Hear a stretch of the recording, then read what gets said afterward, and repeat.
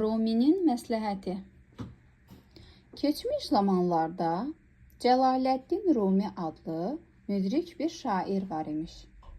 Hamı ona hörmət edər, onun məsləhətlərinə qulaq asarmış.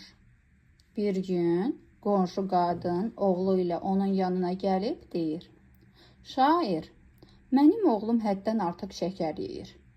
Nə qədər desəm, xeyri yoxdur. Xahiş edirəm, siz ona deyin ki, çox şəkər yeməsin." Şair başını aşağı salıb dedi: "Gedin, 2 həftədən sonra gələrsiniz." Qadın xeyli təəccübləndi, biraz da incidi.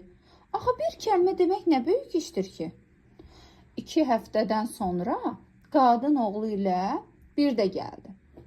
Rumi onlara dedi ki, bir həftədə gözləsinlər. Bu dəfə qadın dözmədi. "Şair, axı sizdən böyük şey istəmirik.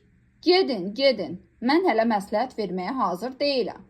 Qonşu qadın 3-cü dəfə oğlu ilə Ruminin yanına gəldi.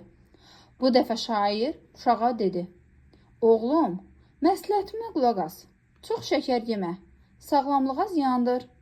Uşaq: "Baş üstə müəllim," deyib otaqdan çıxdı.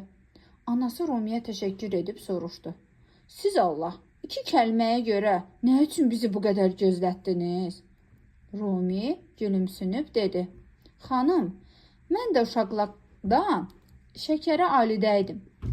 Uşağa məsləhət vermək üçün gərək bu vərdişdən əl çəkəydim.